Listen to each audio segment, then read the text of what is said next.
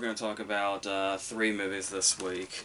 This obviously being the weekend that 5 movies came out. And I talked about one of those last week, and then 2 of them are here, and then the other 2 I'll get to at some point, probably. But there are a couple here that I really wanted to get to, and one of them ends up being what so far is one of the best movies of the year, and the other 2 are here as well. So, let's start with The Peanut Butter Falcon, which is a movie that obviously, first of all, is one of those movies that just kind of stood out for a while because of its title. And for the longest time, I had no idea exactly what it was about or what direction it was going, but even then, I found out a little bit about what it was about, but still had no idea about the whole wrestling thing. That was like totally new to me going into this and seeing it unfold. Where the story, if you are unaware, is the main character, Zach, who is a guy with Down syndrome that lives in a nursing home and is cared for by mostly orderlies that like to bully him, but the one person that kind of really actually is by his side is a nurse that's played by Dakota Johnson, and he's, despite the setting that he's so desperately trying to escape, he does clearly have a bond with some of the people here, particularly his roommate Bruce Dern, that they all kind of willingly participate in these attempted escapes from him. And the reason that he wants to escape, which was the news to me when I went into this, is that he has an old VHS tape that's an advertisement for a wrestling school that is taught by Thomas Hayden Church, who is playing a wrestler called the Saltwater Redneck. And the thing about this is that Zach so desperately wants to be... Zach's the name of the main character and also the name of the actor playing him. And he wants to desperately be a professional wrestler. Like, that's his main dream. So once he breaks out of here, he's going to journey to see the Saltwater Redneck and hopefully learn from him to become a professional wrestler. But of course, there's going to be a lot of obstacles in the way, particularly this story we branch off of that's kind of parallel until they meet with Shia LaBeouf, who is obviously sort of the big name of the movie, I guess you could say, even though the cast list is really surprisingly recognizable. On top of all the other people I've mentioned, the whole thing going on with Shia is, for starters, he's having flashbacks of his brother, who is apparently no longer, I guess, with us in general. And in the flashbacks, his brother is John Bernthal, and you can kind of see, like, even in these moments where there's not really dialogue and it's just sort of him flashing back, you sort of get a sense that kind of the brotherhood between them from Fury seems to still be there a little bit, even 5 years later. And on top of this, he is stealing from and now being pursued by a seemingly very dangerous person played by John Hawkes. Of course, John Hawkes in this environment, of course, is going to be playing a dangerous person. So while he's being pursued by John Hawkes, he manages to come across Zach, who has managed to escape, and then they decide to go on together. And then, basically with the setting and the way the characters are, particularly the side characters, sort of was giving me a vibe of a much lighter and more heartwarming, if anybody remembers or saw David Gordon Green's Undertow, it kind of almost feels like it'd be in that same world, but like I said, that movie's much darker and bleaker, and this one's much more sort of funny and heartwarming in the directions that it goes. Particularly with the relationship between the 2 of them, which I can see, I can foresee a lot of comparisons to the relationship between Dustin Hoffman and Tom Cruise in Rain Man, and the same kind of back and forth that they had. But this is still definitely kind of its own thing with these characters, especially with when you think about the fact that the main character is somebody with Down syndrome, also in real life as well. So you would think, well, first off, you would go into this movie thinking that that'll mean that the character is going to basically be defined by this trait.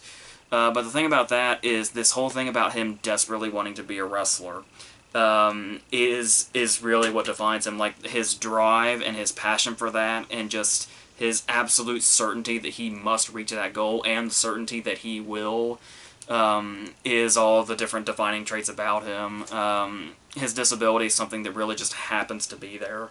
So I like that they kind of took that more kind of unconventional approach to it. But not to say that it obviously isn't a factor, because it's the whole thing where Dakota Johnson also has to start tracking him down also. So there's kind of a double pursuit happening and sort of in the same direction. Because he's getting ready to be put in like a hospital that's sort of like unfit in the way that it doesn't have the... It's got a poor reputation, I guess you could say. So it's like, even though he's maybe bullied by the orderlies where he is now, where he is now is like a totally good place to be in comparison to where he may be on his way to if Dakota Johnson doesn't get him back. So you've got like all this stuff going on, but there's still such a simplicity to the movie itself, because obviously most of it is Zach and Shia just sort of out there, and their friendship sort of getting, because it starts off the obvious way of, yeah, he's very annoying to him, but obviously he's eventually going to warm up to him pretty quickly, and then you can pretty much envision what the movie is, but still, even when you just envision it, and, you know, there's maybe cliches in there that can tell you the directions it's going to go, there's still something that your thought process wouldn't do justice that this movie has. Well, many things, really. Because you look at, like, you know, maybe there'll be, like, you know, a lot of people tend to get cynical and be very anti-sentimentality in movies like this, so that might put people off, and maybe they just think that there might be a cheesiness to it in general, and the whole cliche of, like, the two unlikely friends and stuff like that. But there's also eventually, like, an attraction thing going on with two characters, but the thing about that is that it is sort of like when Shia and Dakota Johnson's characters sort of start to have that sort of connection, it's like so even in a movie like this, we can't help but go that route, or just right in the middle of it. And even though that does feel cliche, there is the thing where it's like, they are characters that we've gotten to know up to this point enough that it really does seem odd that they're like, they seemingly coming from, or people coming from two totally different worlds and two totally different directions, and managing to find this. And you may think that's the whole cliche of, oh, the opposites attract thing, but the interesting thing is that no matter how opposite they might be, we already know that there's one enormous thing they have in common, which is basically being the protector of Zach in one way or another, because she's trying to keep him out of that hospital, and Shia basically begrudgingly signed on as his protector once he caught him getting bullied by some other kid. So stuff like that, even if it's like the most cliche thing you can think of, there's still something underlying to it that makes it feel really sort of authentic and potent, and doesn't, you know, succumb to being a cliche. It sort of manages to keep itself alive despite of being that, as opposed to just being that. And that's what you could probably say about a lot of this, because it's really like, really any of the emotions that it brings out, which are plenty, because there are a number of moments where you can start to seem like you're going to point out something that's cliche, but really before you have time to point out that something's cliche, something will happen, or a character will say something, and then you'll laugh, or you'll like feel warm inside, or you'll feel pity. And it's like, it's a movie that just kind of gets a hold of you, and there's nothing you can do about it. And it's like, you can acknowledge maybe it's cliche, maybe we've seen this type of thing before, but there's obviously something else to this movie. That ingredient that a lot of that stuff with those cliches is clearly missing, that this movie has. And there's plenty of places to look for the stuff that it has like that, like when I was talking about the main character himself, Zach, where it's like, he's one of those main characters that could have just been sort of like a gimmick, where it's like, they could have just said, oh yeah, we just, you know, pick somebody up off the street, and they have Down syndrome like the main character does, so it just fits. But they actually got, like, Zach, I believe, is actually, like, an actor. Like, I think this is his first movie, but he, like, has studied acting for, like, a very long time. So they actually got an actor and didn't just necessarily make some sort of gimmick out of it, or just, you know, get maybe somebody more recognizable to play the part, but I think there's an authenticity to this that I think just really comes through, to where he's like kind of so in tune with like us as the audience, where it's like if there's a moment where he's happy, then we're happy with him. If he's nervous about something, we're nervous also in that scene. If he's excited about something, if he's disappointed about something, we're always feeling his emotions with him. There's never a particular distance like there could be with other, you know, characters, because the thing this movie does is it doesn't wallow. Because you get to those points in movies where it's like, the movie has to like span a certain amount of time. But with us as an audience being aware that we're watching a movie that's, you know, like an hour and a half, and things are obviously going to be condensed, we're not exactly watching a movie in real time. But movies will take the time to, like, wallow. Like if we reach, you know, an obstacle that seems like it can't be beat, or we reach some sort of sad point or something, it's like movies tend to just sort of stay in that until we just sort of get to a climax. But we can feel along with the movie because, like I said, we're kind of in tune with it, because once we as an audience are ready to move on, which is almost never the case for the movie itself that you might be watching, you're always kind of waiting for the movie to catch up to you. This is a case where, like, just when we're ready to move on, the movie is ready also, and will take us to that next point without us having to just stop for whatever reason and just sort of mope, I guess you could say. So I think that really plays a big part also, and also talking about the colorful characters. Now, I talked about how I liked them actually getting somebody that was, like, you know, ready to go into acting for the main part instead of just picking somebody up off the street. But the side characters, like, obviously there's a lot of recognizable faces in it, but there's also a lot of people you can tell are probably just of the area that they brought in. Stuff like the kind of, you know, supporting characters you see in stuff like Winter's Bone or Beasts of Southern Wild. You can kind of tell they're also probably doing something like that with some of these characters, particularly like the blind guy that helps them out. And that stuff also really does come through when you can tell they're not really... all it does is enrich the environment and make it, you know, come off the screen more, and just everything feels so authentic and real. And I think that's where using that method for, like, casting supporting characters really comes through. So all these parts just come together really well. And then to top off the wrestling thing, you've got, once we get in sort of the third act, there's 2 appearances that I could tell. There may be more, but there's 2 specifically that I could tell, which is Jake the Snake Roberts actually has an extremely crucial role in the third act of this movie. And Mick Foley is there also. And another thing that I really like about that is that you think, oh, it's a movie about a guy that's aspiring to be a professional wrestler, and you hear Jake the Snake's in it and Mick Foley's in it. It's like they must be playing themselves. No, they're playing characters. They're not themselves at all. So I really appreciated that also, and like that's that sort of thing where it's like it just kind of goes the extra mile for the subject matter that they're in there, and I really like that. So honestly, if I really only have one complaint, maybe it's just me, the ending feels really abrupt. And that was really jarring. How it just kind of gets to a point, and then you think there's going to be like a whole other problem, or we've reached a particular, you know, point, and then we just kind of get one more thing, and it's like this. There is like maybe 45 seconds between you being totally into this movie and when the credits start. And you won't even realize it. Like, it's one of those cases where you'll just be watching something and it's like a really big dramatic point, and you don't realize you're like 45 seconds away from credits. And it's like really sort of sudden and sort of last minute. But that's still, and there's still something where it's kind of hard to tell exactly how much one particular story point is resolved. But it almost makes me think the movie is trying to say that it doesn't really matter, maybe. That's not really the story point that we really have ourselves invested in, so maybe that's the case.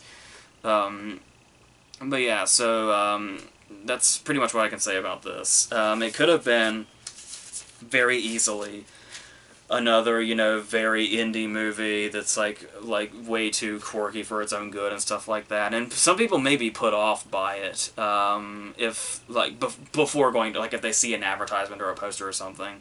A lot of people may think that's the way that it is, but there's something much more authentic here with a lot more heart than something like that. It's definitely not. I would say it's not a cynics movie, but I mean, that's not to say that it's not like totally, completely, 100%, ooey gooey about itself. But but yeah, it's a really, really damn nice movie, is what it is. So, and like I was saying, one of my favorites of the year right now, I think. So yes, that's very satisfying. So let's go on to Blinded by the Light. Much like the Peanut Butter Falcon, this movie also has gotten some really widespread critical acclaim and is being known as like this, really heartfelt story that people are really taking to, particularly on an emotional front. As far as the whole Springsteen thing, as you know in general, I mean, I like Springsteen, but music is never something that was like one of my absolute passions. Clearly, that's something else. But the thing about that, though, is that there are some fan bases that are so extreme you just kind of can't relate to them. But there's something about Springsteen, his music, and his fan base that is like so sort of almost feels welcoming, because there's the whole thing about, will you be able to be into this movie if you're not like a diehard Springsteen fan? And I think that's really easy to do. And especially, there was also that documentary that came out like 6 years ago or something, Springsteen and I. And watching that kind of really gave me appreciation more so than I already had for like his music and his fan base and all that whole sort of loyalty aspect. And the thing about that also is that it's like people are saying it seems like a random thing. Like, it's a movie in 2019 and it's about, devoted Springsteen fans. But the thing about that is, like, Springsteen has been so relevant for so long. Like, he's like right in that perfect area where he's obviously not like, a brand new thing by any means, but he's also not like, some has-been or anything. He's just someone that feels like they've been around forever and still to this day just is still in like their element. So you could honestly, to me, say that there is no wrong time for this movie. This movie could have come out pretty much any time Springsteen was a big deal, which, like I said, still goes to today. So I don't think that's a problem either. Despite the obviously the movie is set in like 1988, I want to say 87 or 88, and is the true story of this dude who was introduced to he's in what is it, the UK, and he's Pakistani, and he's in this particular area where there's racism everywhere, and there's people trying to drive them out and all that. And he's really trying to work as a writer, and he can't quite get there. I saw this. There was like a sort of fan event thing that was like way early in the week, like 5 days before it came out, and that's not. So I saw this like over a week ago. So like my mind's reaching much more for it than the ones I saw more recently. And then eventually his friend at school introduces him to these Springsteen tapes, which he's never heard before. But he's already really into music. The movie begins with Pet Shop Boys' "It's a Sin," which is a song I've always loved since Nicholas Winding Refn's Bronson with Tom Hardy. And it's sort of the setting. You wouldn't necessarily think so for like a Springsteen movie, but it definitely sets the scene for like the setting of the movie itself. The era where they are, everything like that, what's going on.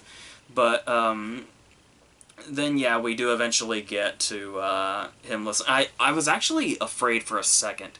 And how shitty would this movie have been if this was the case? For a split second, I thought we had missed the moment when he hears Springsteen for the first time. Because he gives him the tapes, at school, and then he's walking home, and he's, you know, listening to music, but he's just sort of listening to I can't remember exactly what it is, but he's just listening to his normal music. And it's like when he was given the tapes, and then we cut to him walking home, listening to the tape player, it was like, are they not going to make a big deal about him hearing Springsteen for the first time? No.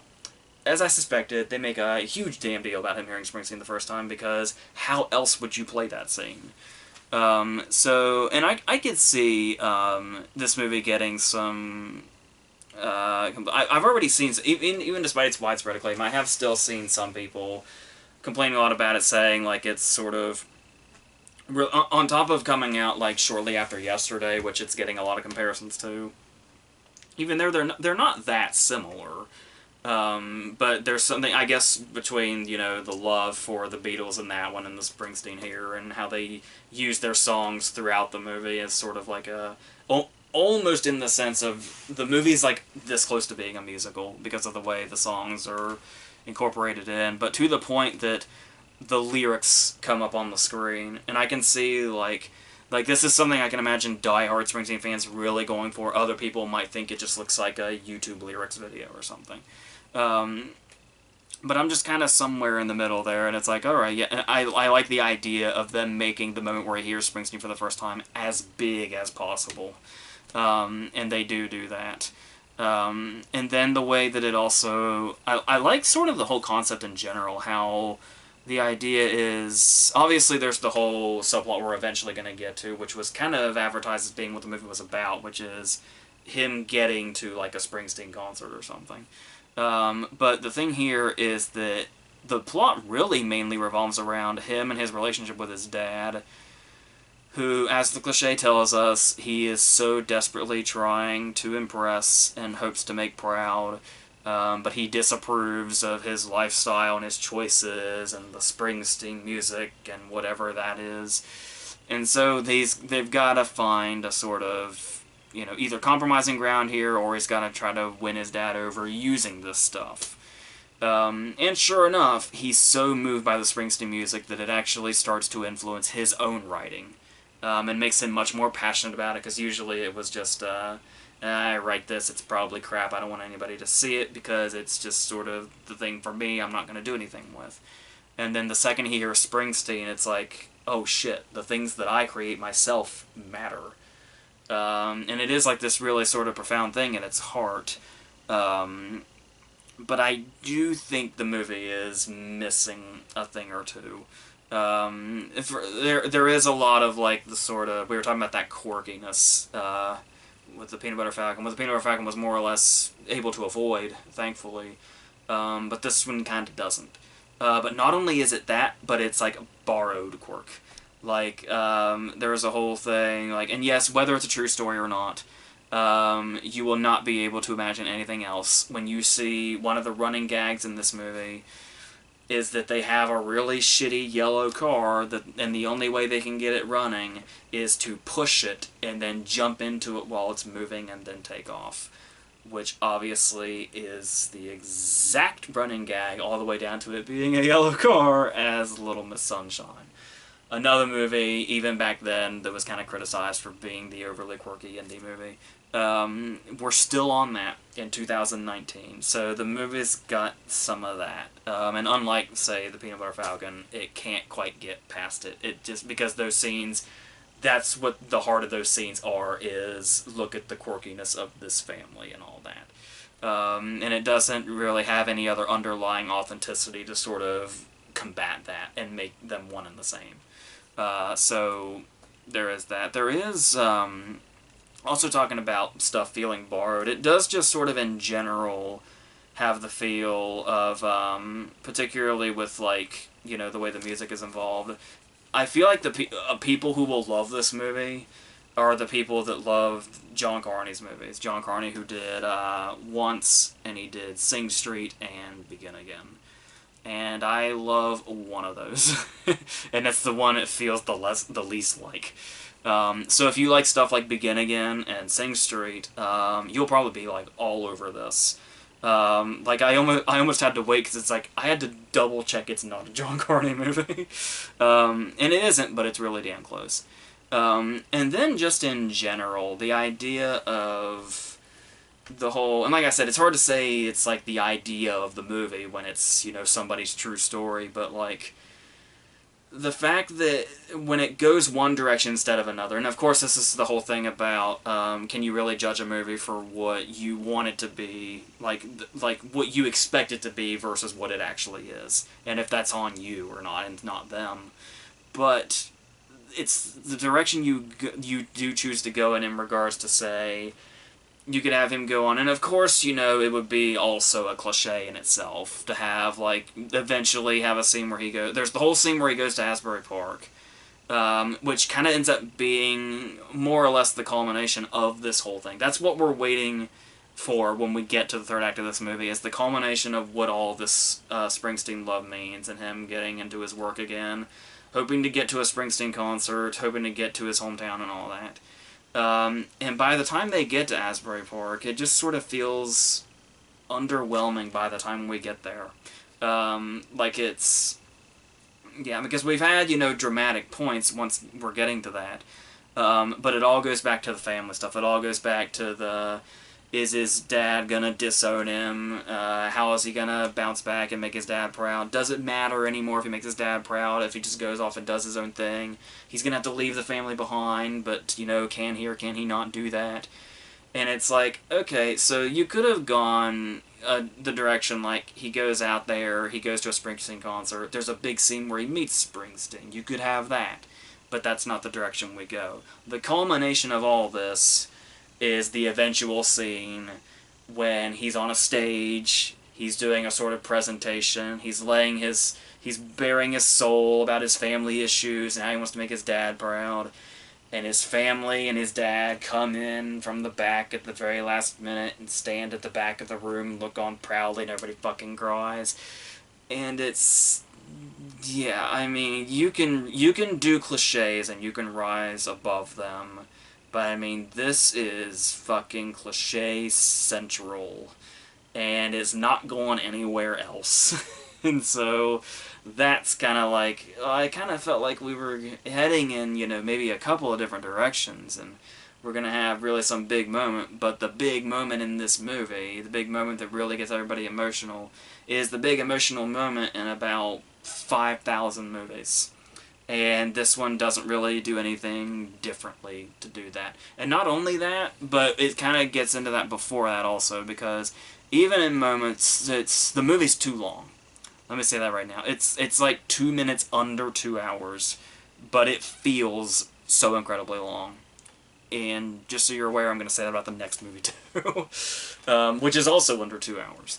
But the thing here is that we have moments that feel like they're going against that grain, like when we've seen, you know, the cliche dad where he's like, oh, what is this music? And, you know, it's like, you know, you're no longer a son to me, or he says, you're no longer a father to me, or something like that. It's that whole thing again.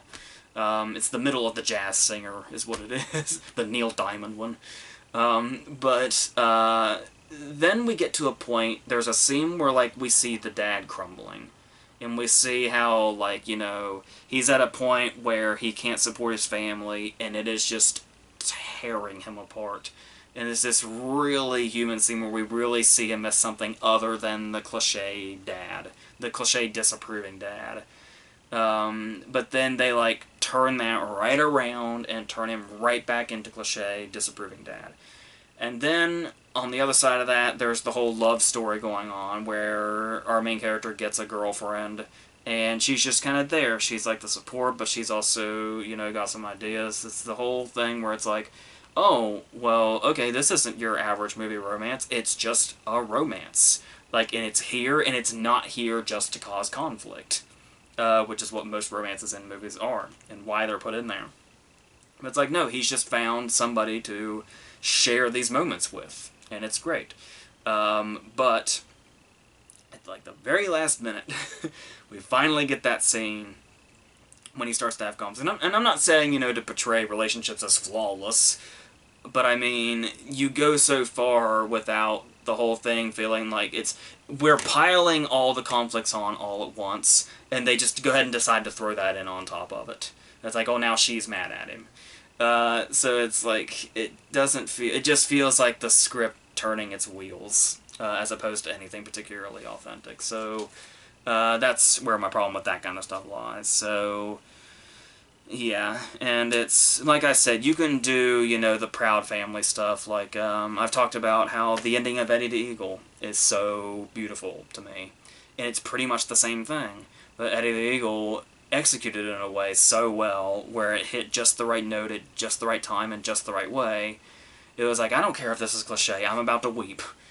And I can see people having that same feeling about this, but it unfortunately didn't happen for me personally, so there that is. So I think that's about all there is. Like I said, though, it's obviously any Springsteen fan is probably gonna like totally be in love with this, and I wouldn't blame them for that, because it's certainly it's certainly for them, if nothing else. So let's go ahead and try to get through the last movie, which I'm not even sure I know what to even say about it.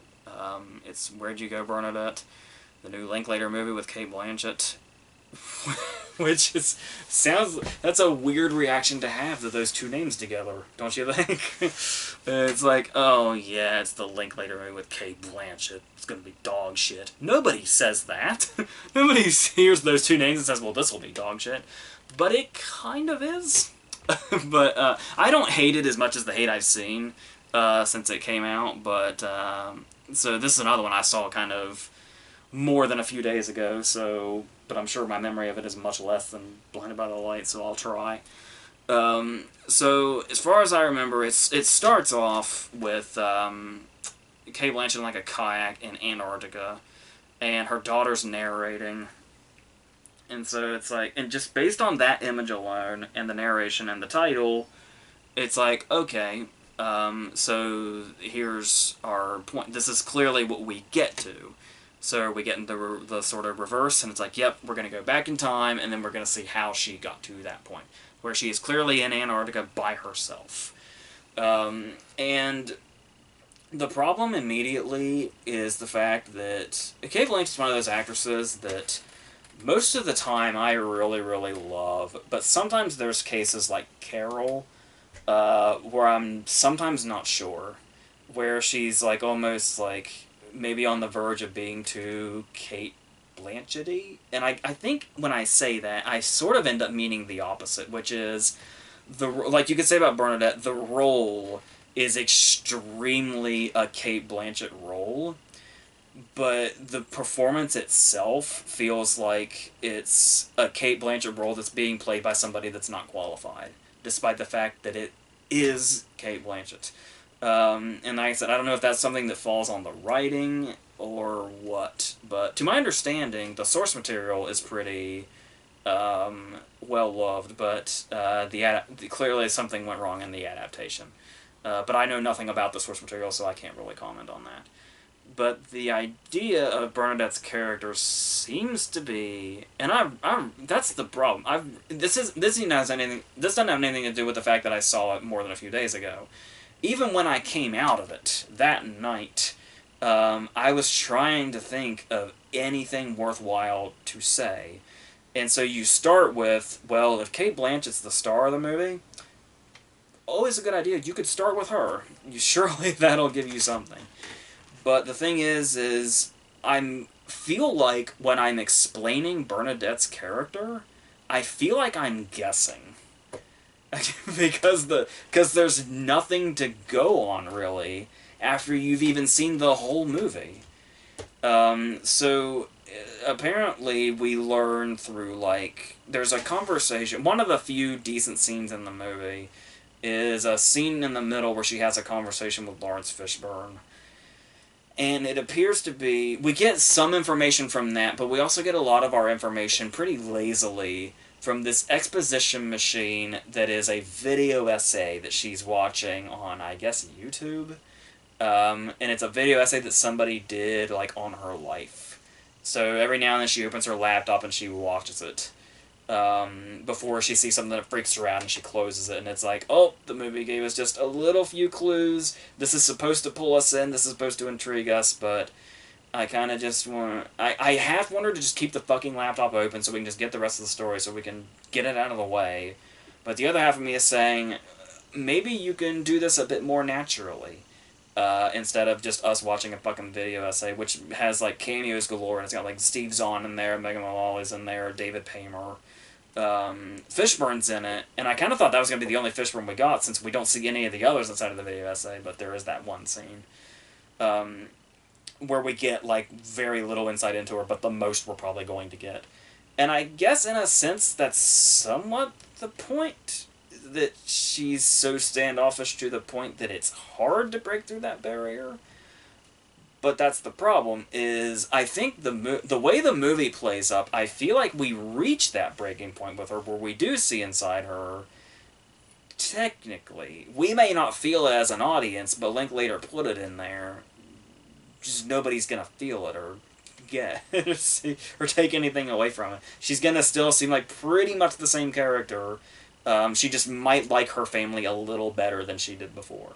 But about her family, there is the idea of her daughter, where it's like, basically what we come to the conclusion to between the video essay and what Lawrence Fishburne comes to is that her life seems to be easily consumed by stuff like obsessions. Like, when she first had the baby, like, that was her entire life, and there was nothing else in her life. And then after that, there was one time where she was gonna, like, she was, you know, fixing up a giant house that her and Billy Crudup were gonna live in. And then she became obsessed with that for, like, 2 years. And then it was... whatever the hell. The whole thing with this... I don't know. It's like her Amazon thing. I don't know. It's the thing that consumes, like, all her information, and she, like, speaks to it, and she can also order shit from it. I couldn't tell the whole damn movie what exactly it was, which is bad because it eventually gets its own subplot. Where they bring in James Urbaniak from the Henry Full trilogy. It feels like he's still playing a Hal Hartley character. And Judy Greer. But that comes in, like, way late. Like, it's basically... There's a lot of times in this movie where I thought we were reaching the point where the movie was going in its direction. And I'm aware, you know, it's a Linklater movie.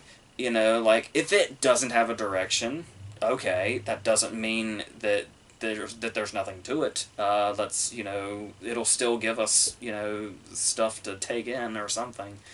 But the thing about it is, it doesn't feel like Linklater anyway. When I was talking about the whole natural thing, how there was, like, a lack of a natural sort of thing.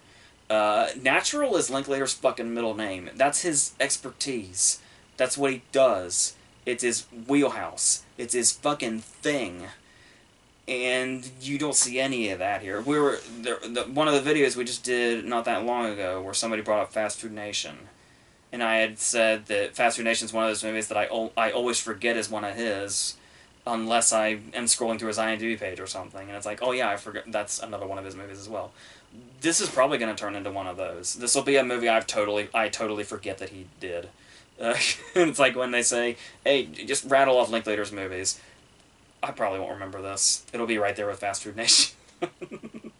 So that's a problem. And then, but the thing about it is, you go on the whole life consumed thing, and the way she seems to be standoffish, and you can't really break that barrier. There's also this other side of her that seems to be almost like a different part of her personality whenever she's around her daughter. Like, there's a scene where they're singing in the car, there's a scene where she gets the letter from the school, and it's like we see a different side of her in the scenes with her daughter, but they're few and far between, and that doesn't really seem to lead to much. Like I said, except for surface level stuff where, like, you know, yeah, it leads to this particular conclusion at the end, but okay. It's like, it's been a long time since I felt so fucking indifferent leaving a theater. But here we are. And then there's also the whole back and forth that she has with her neighbor, who is Kristen Wiig, who, you know, I love so much. But, to their credit, at least they had the decency to cast Kristen Wiig as an insufferable character. So fitting. But the thing is that they go, like, there's a whole other subplot where that's all the movie is subplots, but none of them really go anywhere. And they make you feel like they're about to go somewhere, and the whole thing's gonna have a point, but it doesn't. Case in point, this whole back and forth with her and Wig that goes on, and it gets increasingly worse. They get increasingly more hostile towards each other, and you think, oh man, where's this gonna go? It's like they reach the worst of the worst. They're practically getting ready to kill each other. They have one more conversation. One of them's gonna throw a punch. But then there's a point in the movie when they just sort of reconcile like that, off screen. so there's that. It's like 1 minute they're that, and then it's like, I need your help. Cut to them in the kitchen over coffee, and it's like, I'm so glad we're like this. It's better to be like this, or whatever. Like, so that's a waste of fucking time. And yes, like I alluded to before, it feels extremely long. A couple of sites have it listed as being 2 hours and 10 minutes. But when I saw it, and I wasn't sure, I asked them at the box office when I saw it how long, like when it let out. And it added up to about maybe an hour 45. And I got out on time, so that must be what it is. But it's like, I'm almost not surprised nobody seems to know how long this movie is officially, because of how long it fucking feels. It's like, if somebody were to tell me it was 2 hours and 10 minutes after I saw it, I would totally believe it. I wouldn't even question it at all. And it's like, even my watch beeps every hour. You're actually about to hear it in the next 50 seconds. And the thing about that is that I can hear it when it does that in movies, so I can tell how long a movie has been on inadvertently. And when the movie actually started, it was probably around 7:30. And when my watch beeped at 8 o'clock, I could have sworn we were like over an hour in. I really could have sworn. And you can imagine how long the rest of the movie felt when I had that realization. So there's that. But then you've got, now I'm just waiting for I'm just anticipating the beep now. Another thing about that kind of goes against everything that we know Linklater is good at is location. You would say that, right? That's fair to say. Particularly in the before movies. So this movie is set in Seattle. So it's like, okay, what's Linklater going to do with this setting? And it's like, we saw what he did in the before movies and stuff like that, and we've seen what he's done and stuff like, Austin, stuff like that. Well, we're in Seattle. Let's have it rain a lot, and they're in that revolving restaurant. Voila, Seattle. So that's Linklater doing a setting in a 2019 movie with Cate Blanchett. So what do we have here? And a lot of it is just rich characters interacting with other rich characters. Every now and then there's a humorous back and forth. There's one moment when they're at Kristen Wiig's party, and there's an exchange where somebody says, hey, did you know one of the first grade dads that's here is in Pearl Jam? And they're like, is it Eddie? And they're just like, no. And that's it. That's the whole exchange. So stuff like that, works. So, but that's like one line. So one line works. I actually found myself gravitating a little bit towards Billy Crudup's character. And that's nothing. Billy Crudup's amazing, obviously. But remember, this movie stars Cate Blanchett. In such a Cate Blanchett-y role. It's like, much as I love him, I probably shouldn't be walking away from this movie going, Billy Crudup MVP. It's like, there's something wrong here. So, yeah. So that's... Yeah, like, it just goes from one thing to the next. And you don't care about the next thing just as much as you didn't care about the last thing. Which is a shame because, once again, there's so many... even though it feels so much not like a Linklater movie, there's so many elements here you realize in retrospect that are... they just weren't executed in a good way, and certainly weren't executed in a Linklater way. Going from just one thing to the other, that's literally what Slacker is. It's the chain of people where we start at one and then just go to another, and then to another, and that's all that movie is. And that started his career. Now we're asking him to do that with Kate Blanchett and Billy Crudup and Lawrence Fishburne and anybody else that's in here, and we get this crap. But, yeah. And like I said, it feels like it's getting better when it feels like it's going somewhere, but then whenever it feels like it's going somewhere, it reaches a dead end again. And the reason that I am not saying, like, I'm not saying it should just, it could live off of being just one thing to the next, is the fact that it actually feels like it could be going in interesting directions when it looks like it is. And they keep cutting themselves off to do just mundane shit that nobody cares about and nobody will remember, and with characters that are completely, apparently, forgettable. So, yeah. So, I don't even know what else I could say. But, I mean, it's not... I can't tell if it's worse in retrospect or not. Because I really didn't enjoy watching it, but I didn't feel like I hated it either. But I don't know. It's just there, I guess. I don't know if it's the expectations given the names that makes it worse or not. But I don't know. But that's what it is. So that's it for this week. Next week, I'm not really sure. I do know that the Art House Theater down there has The Farewell and Them That Follow. So I should probably be in my best interest to try to catch those. And then I was still deciding if I was going to go ahead and see, like, Good Boys and 47 Meters Down or not, just to complete everything. That Kevin Costner dog movie, I think, is still out there, too. These movies that came out didn't do jack shit for business except Good Boys, and Once Upon a Time in Hollywood lost 1,000 theaters because of it. Maybe I just won't see them out of fucking spite. Maybe I shouldn't have seen Blinded by the Light or Where'd You Go, Bernadette out of spite towards that either. This could have just been a video devoted to the Peanut Butter Falcon, and I would have been definitely okay with that. But, alas, here they are.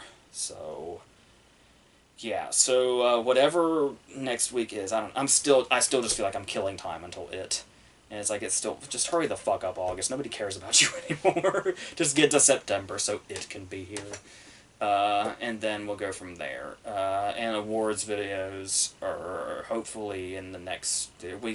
We set a date for Saturday, but you never know with Owen, so he'll probably change that around or not. I don't know. But whatever the hell happens is whatever the hell happens. So until whatever that is, we're done.